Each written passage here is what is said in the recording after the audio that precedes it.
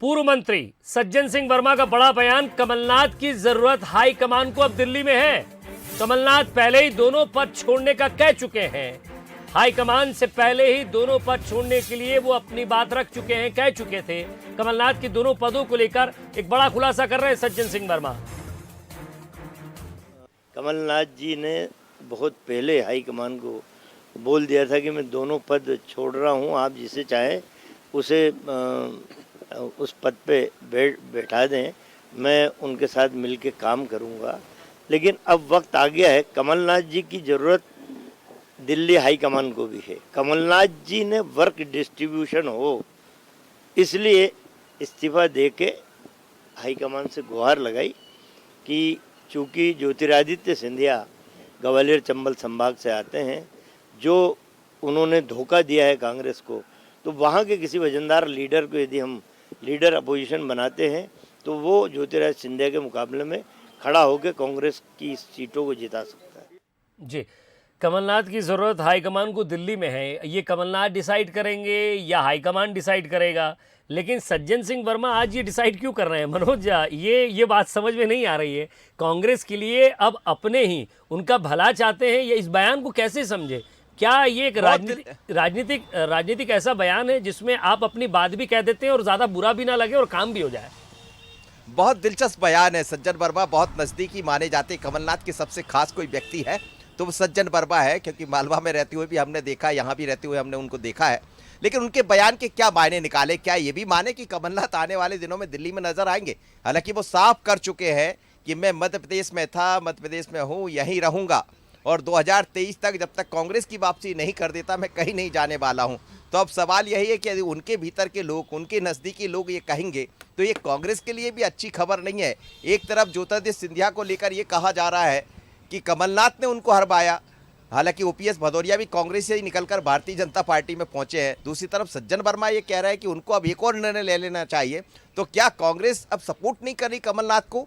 तो ये समझना पड़ेगा। लेकिन चुनाव से पहले एक तरफ एकजुटता का परिचय दिया जा रहा है, जैसा मैंने आपसे कहा कि चौधरी राकेश और अजय सिंह की मुलाकात होती है, वही मैसेज है। मनोज, एक स्ट्रेटेजी ये भी हो सकती है कांग्रेस की, जिस तरह आपने कहा बहुत खास है और उनके संपर्क में ज्यादा रहते हैं, क्या एक स्ट्रेटेजी ये भी हो सकती है पार्टी की कि कमलनाथ जी ये नहीं चाहते दिल्ली, चाहते हैं दिल्ली जाएं, लेकिन फिर एक प्रेशर आए, पूरी पार्टी ये सोचे कि नहीं कोई एक ऐसा चेहरा तो हो जिसके पीछे हम खड़े हो पाए, तो फिर पार्टी की मजबूरी हो जाए वो चेहरा?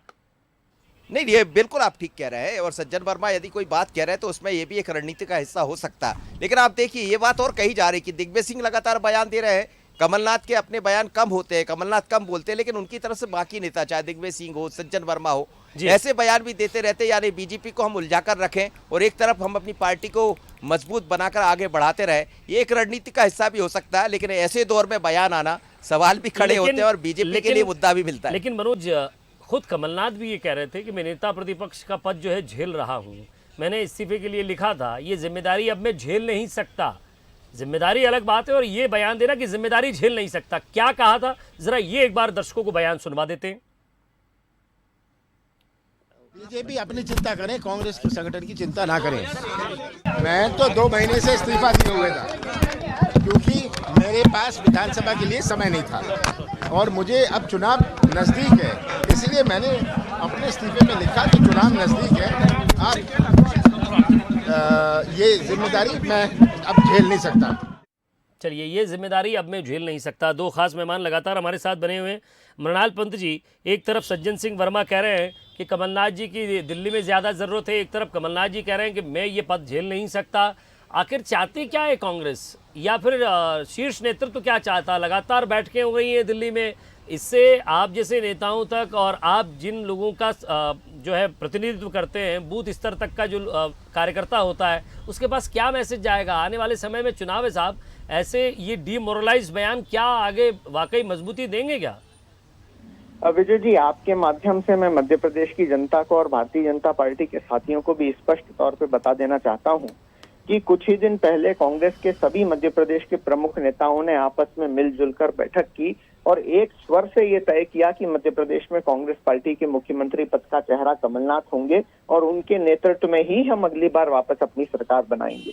जहां तक सज्जन वर्मा जी के बयान का सवाल है, उन्होंने स्पष्ट तौर पे कहा है कि कमलनाथ जी राष्ट्रीय स्तर के नेता थे, राष्ट्रीय स्तर के नेता हैं, और आज भी कई बार ऐसे मौके आते हैं जब इतने वरिष्ठ हैं, पूरी पार्टी में, पूरे देश में लोग उनकी बात को सुनते हैं, उनकी सलाह को मान्यता देते हैं।